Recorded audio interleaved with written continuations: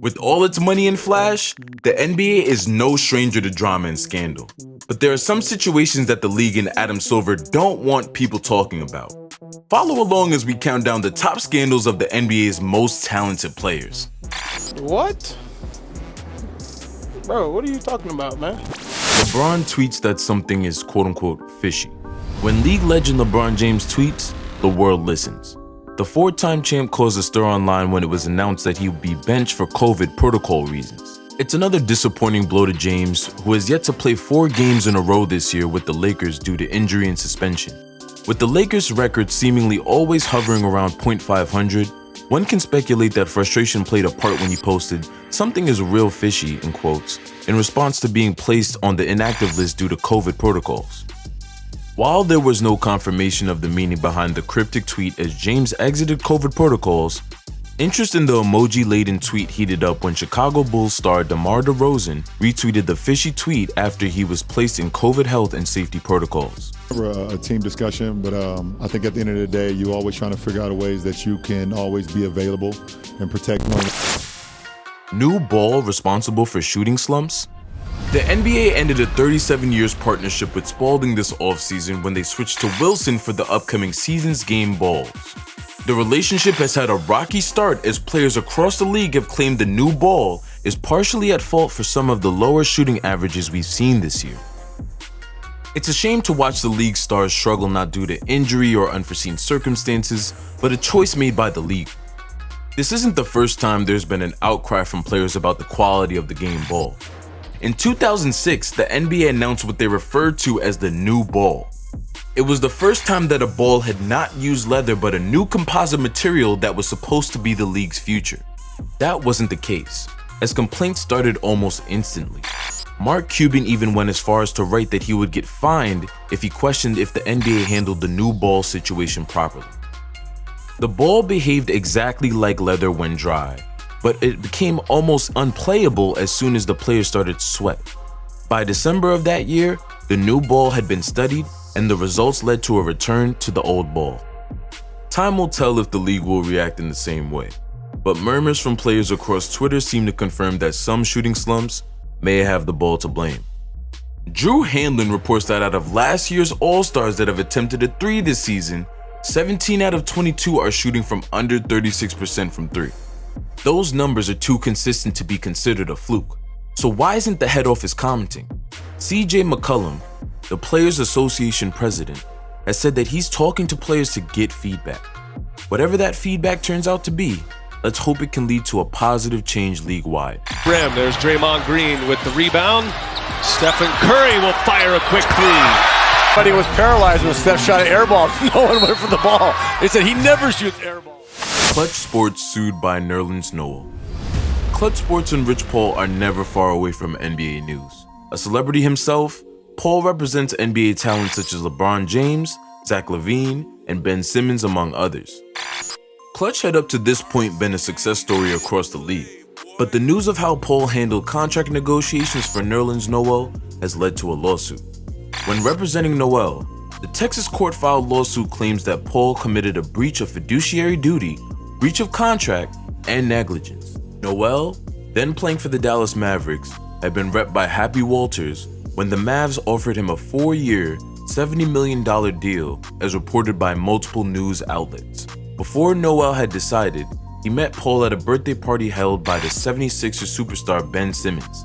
After an initial conversation with Paul, Noel left Happy for Clutch, and that's where things turned sour.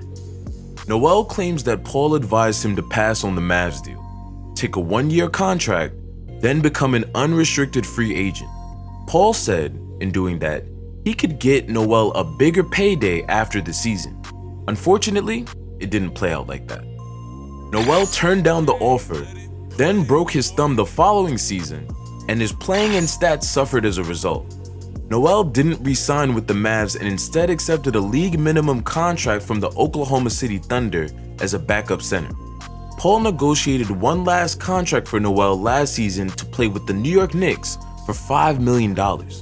Noel now claims that he lost $58 million in potential earned salary because of poor advice he received from his agent. The numbers don't lie, but proving it in court is a different deal.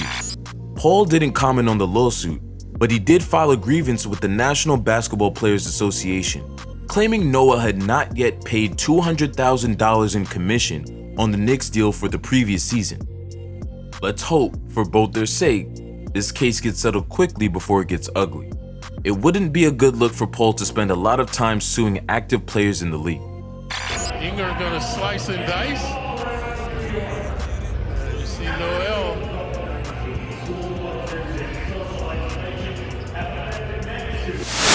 Enes Kanter calls out LeBron James.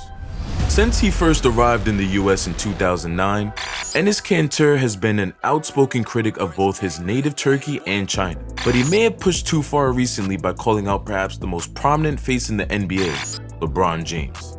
The call-out has led to conversations that may be uncomfortable for the league.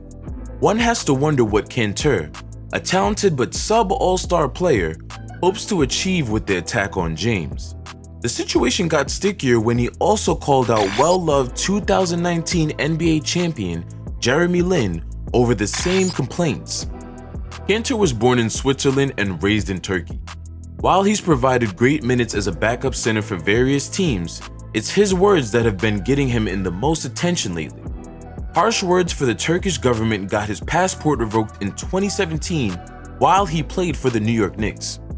Not everyone is opposed to the big man's stance, as Kanter checked into a game for Boston to huge cheers from the Celtics crowd that appreciated his commitment to the values that America holds dear. Kanter proved his commitment to freedom by changing his last name to Freedom. It's official, were the words Boston Celtics center Enes Kanter tweeted out to announce his citizenship to the United States of America. His tweet also included a preview of his new jersey that read "Freedom" against a background of American flags. Probably the greatest moment in my life. You know, I have been waiting for this moment almost 6 years now. And, you know, after I got my green card, you know, the last 6 years was been very rough. Obviously, Turkish government, you know, revoked my passport, put my name on Interpol list. So it was a very rough 6 years, but, you know, from day one, American people opened their arms, giving me a warm welcome. Is Zion Williamson already a bust? In his third NBA season since being drafted with the #1 pick, Zion Williamson has people wondering if he is already a bust. Injuries kept him from playing significant minutes in his rookie season, but he put up great numbers in his sophomore bid that for a moment seemed to announce that he was the player fans and scouts thought he would be. That story changed yet again with the preseason announcement that Williams had undergone surgery that would cause him to miss out on the first part of the year. He briefly returned to practicing but suffered another setback that has him currently benched. The Pelicans have started the year off with one of the worst records in the league, which is undoubtedly disappointing considering GM David Griffin has sought to build the roster around Williamson to little success. Injuries aside, another concern for the once highly touted player is his weight. Pictures from a recent game against the Rockets have people wondering how seriously Williamson is taking his rehab. For someone who had suffered multiple foot and knee injuries before turning 22, it puts into perspective how close the former Duke standout is to bottoming out before he's old enough to rent a car. That's not gonna fit you.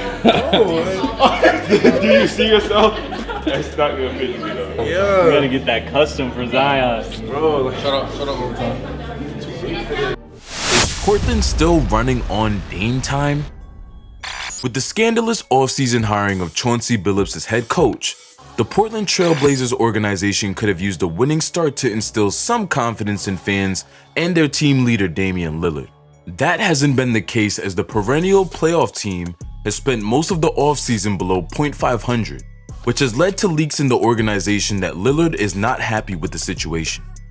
Things got even more chaotic recently with the news that Portland's head of basketball operations, Neil Olshey, was fired for misconduct detrimental to the team. The frustration on Lillard's part seems to be leaking out via various talking heads, while he publicly says that things are fine. Murmurs of Dame asking for a coach with actual experience must sting for a first-year hire Billups, who has already had a rough start to the season for personal reasons. Lillard has gained respect from all corners for being loyal to the city and team that drafted him during a time in the league when stars pushed to leave losing teams without much thought to how it affects their reputation or the feelings of fans who feel cheated. At this point, Dame's loyalty might be his biggest obstacle holding him back. Sometimes the best thing all parties can do is call the whole thing off and start a rebuild. While the Blazers signed Lillard to a max contract, they had a less than stellar offseason by making no other big moves to the roster.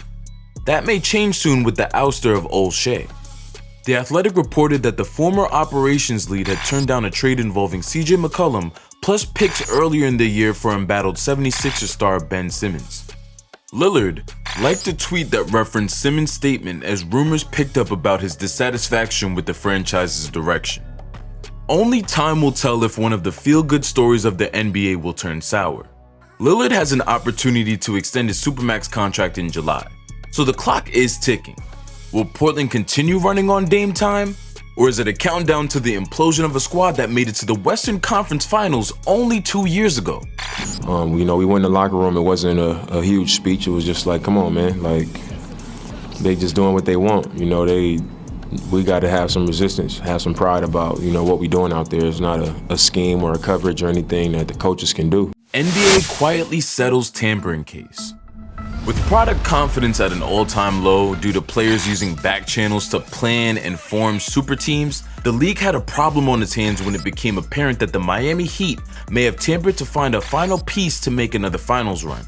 Last year, after an embarrassing display against the eventual champs, the Milwaukee Bucks, it was obvious an upgrade was needed. Tampering charges lingering in the background for the Chicago Bulls and the Miami Heat have finally been settled. A 4-month investigation ended with both teams forfeiting second-round picks in the 2022 draft. Both teams were said to have been cooperative with the investigation into allegations that they spoke to player representatives before the August start of free agency. The Heat landed Toronto legend and 2019 NBA champion Kyle Lowry, and the Chicago Bulls acquired the former #1 draft pick Lonzo Ball in deals this offseason. The warm welcome was brief as allegations of tampering soured the good news. Both teams have had a hot start to the season. Most surprisingly, the Bulls seem to have had a solid winning squad for the first time since they made the playoffs back in 2017. Fans of both teams can solely focus on the playoff hunt now. The acquisitions in the offseason were so smart from this group. I think they got him overvalued. They probably could have got him for less, but these guys have delivered. Well, they do get some guys back. The NBA prides itself in being a progressive leader in the sports world, so it must be embarrassing for Adam Silver to hear the allegations that have come out about Tristan Thompson's treatment of his personal trainer. Texts and Snapchat screenshots have leaked that allege the 2016 NBA champ tried to persuade his personal trainer, Marilee Nichols, to accept a lump sum of $75,000 to raise their unborn child alone. When that didn't work, Thompson claimed that he was retiring following the season with the Sacramento Kings and would not pay child support due to his future unemployed status.